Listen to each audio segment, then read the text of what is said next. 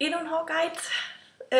Den her gang så har jeg lovet, at jeg vil lave en guide til, hvordan I lavede den der stramme, store knold, som jeg havde på til cocktailparty i sidste uge. Så det vil jeg lige prøve at gøre. I skal bruge 2 elastikker, helst en tyk om tynd, eller 2 tynde,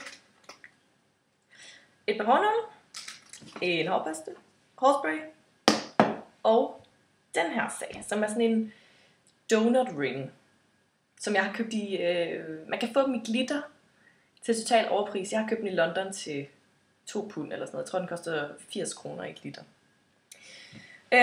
Det første vi skal, det er, at vi skal lave en høj hestehale. Og jeg vil jo gerne have den så stram som overhovedet muligt. Og der, hvor I sætter hestehalen, er selvfølgelig der, hvor knolden kommer til at være. Og jeg har gjort det, at for at få den sådan helt stram, så bruger jeg hårspray. Så jeg laver den her,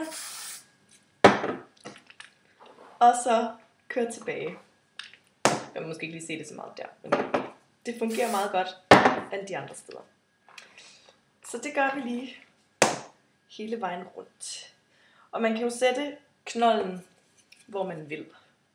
Sådan, om det skal være en høj eller en lav knold. Eller, hold op, det var godt nok lige noget god markedsføring, jeg fik lavet det her. Nå, videre med knolden. Det er lige meget, hvor jeg sætter den. I kan sætte den, hvor jeg vil. Jeg vil gerne have den højt på hovedet. Det synes jeg er så flot. Så, altså det bliver sådan, det er da så ikke lige det mest perfekte, men you get the point. Ja,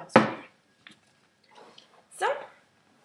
Nu ser vi så lige, at det er fint. Så sætter jeg lige elastikken i. Og lader lige en ordentlig gang solskin. Sådan der. Dut. Hestehale. Meget ømt. Det går vist. Næste skridt.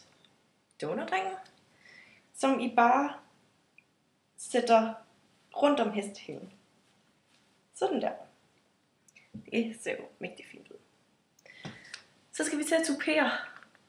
Og det er simpelthen for at få fylde i knolden. For ellers så kunne man nærmest lige så godt bare lave noget midt i knolden.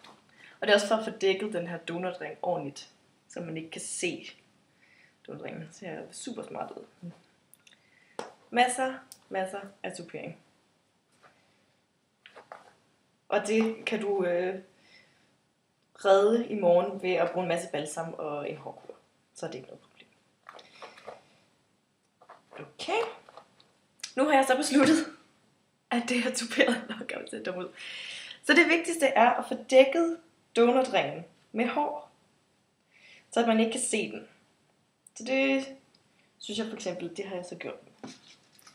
Så tager du elastikken og kører den ned over. Sådan der. Og det er vigtigt lige at presse elastikken lidt ind, så det sidder ordentligt rundt om. Dut. Nu har jeg ikke valgt den strammeste elastik, det er lige skam. Nå, hvis man nu havde kort nok hår, så kunne man bare, så ville det være det, der kom Holger. Men nu har jeg sådan ret langt hår, så jeg tager det her overskydende hår og kører over sådan der. Så bliver den nemlig lidt større. Dut. Og så kommer det til at have nogle totter bagved. Bare sådan totter. Det kan man bare lige køre rundt om der. Giver det mening? Nu skal jeg lige se. Ikke? Så det handler bare om at få det til at sidde pænt rundt om her i toppen. Det gør jeg lige. Så. Og så den her tot, som jeg nu har til overs der. Den får lige en håndhold. Det er fedt, Holger lige med på videoen. Og den anden side, der var også lige en ekstra tot. Den får også lige en håndhold.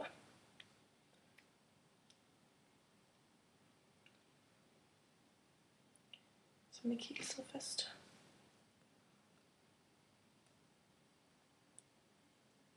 Sådan der. Og så har I faktisk en knold her. Og man kan stå og nørkle med det i rigtig lang tid, for at få det til at se helt perfekt ud. Men det her er ikke helt perfekt.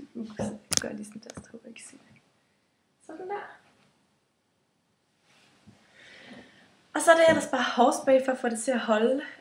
Masser af hårspray. Og det er det. Så skal det nok holde hele aften. Mit det holdt fint. Så det håber jeg, I får held med.